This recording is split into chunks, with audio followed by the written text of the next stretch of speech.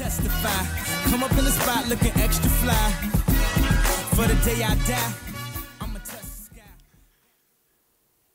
sky. The first thing they do is shave your testicles. This lunchroom lady-looking woman, let's call her Miss Lipschitz, she comes in the room, tells me to strip down below the waist. That's trousers and undergarments, okay? Then she leaves the room, presumably to give me a little privacy. But 23 seconds later, as the man fruit yet dangles, Miss Lipschitz comes back in the room. She's carrying mini clippers. She uses these to exfoliate the family jewels. The whole time she's explaining, you know, they used to do this with a straight razor. But that caused nicks and cuts, and nobody wants that. About the time she's done, the doctor comes in. I think his name was Kevorkian or something like that. He's 6'12" and carrying a needle the size of my forearm. He says, "This might sting a little." And I'm wondering, how come they don't use laughing gas for situations like this? I mean, even dentists use laughing gas. And the only thing they're removing is teeth.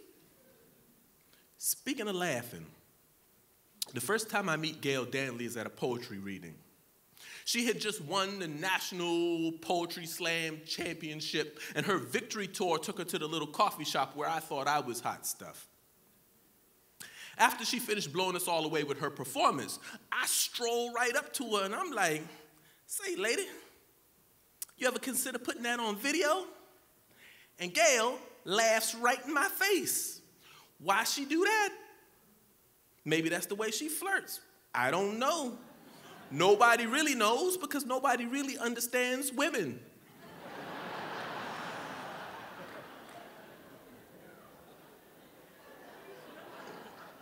But today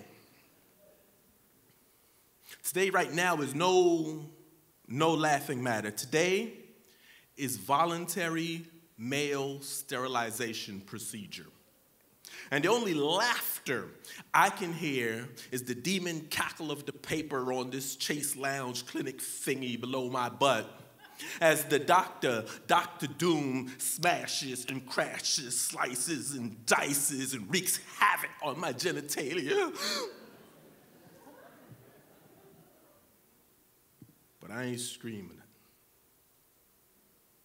You know, over the years, me and Gail, we'd run into each other at a poetry reading or a party or Dave & Buster's.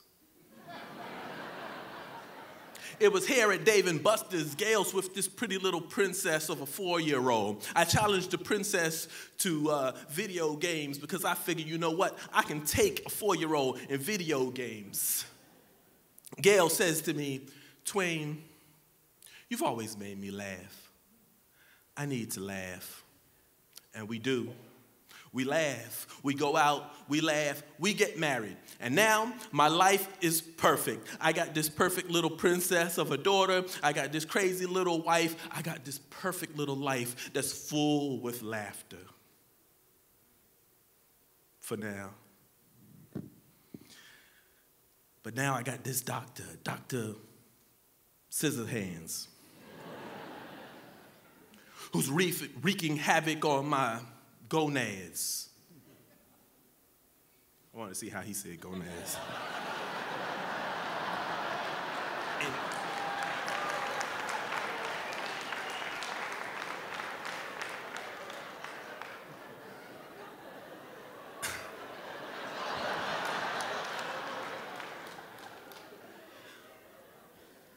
But I wasn't screaming or nothing like that. But listen, speaking of screaming, this one time, the princess must have been about 9, and Gail screams from the other room. The princess goes running with a shoe because she believes Mommy must have seen a spider, and she was going to save Mommy from the spider.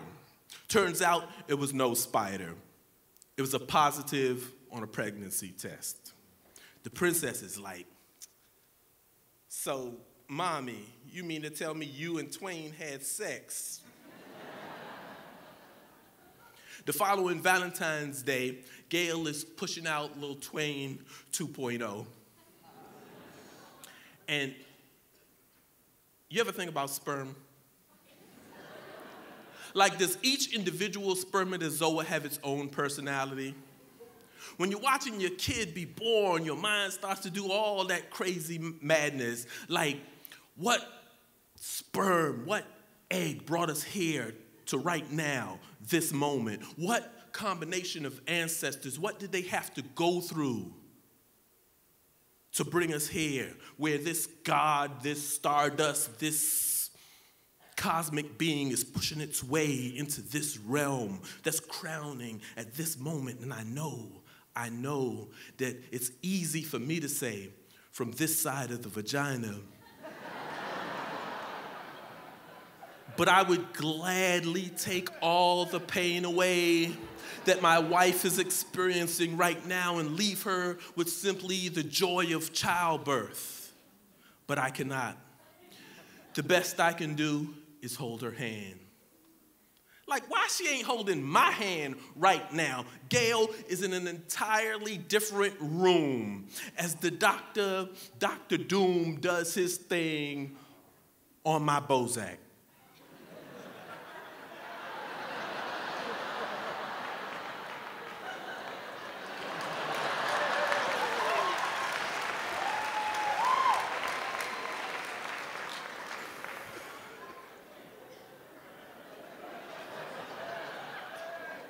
So now my life is perfect. I got one little boy, I got one little girl, I got one little wife, and my life is perfect, can't get no more perfecter. And just before the boy is about to go to preschool, Gail goes and gets herself pregnant again. And it is her fault, walking around the house looking all delectable and whatnot. But this time, the pregnancy is a little more scary. At this age, they call it the pregnancy advanced, I guess, as opposed to remedial. And the doctor visits are more frequent. And, well, the gods smiled on us, and the baby comes out this perfect, happy, healthy little Buddha. But we're not going to take any more chances. So, condoms? Not wearing condoms is the whole entire reason why anybody ever gets married in the first place.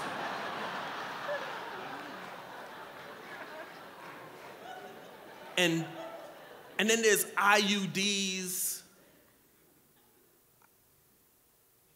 I don't know.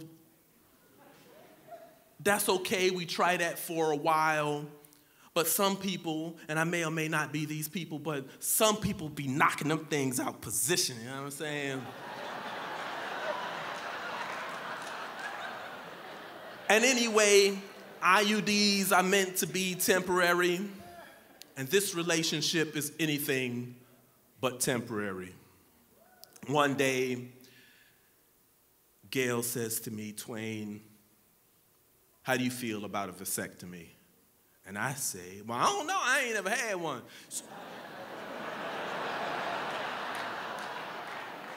Well, do you want more children? Nah, I'm good, thanks. Do you want to stop having sex? Oh, no, don't even play like that. So here we are.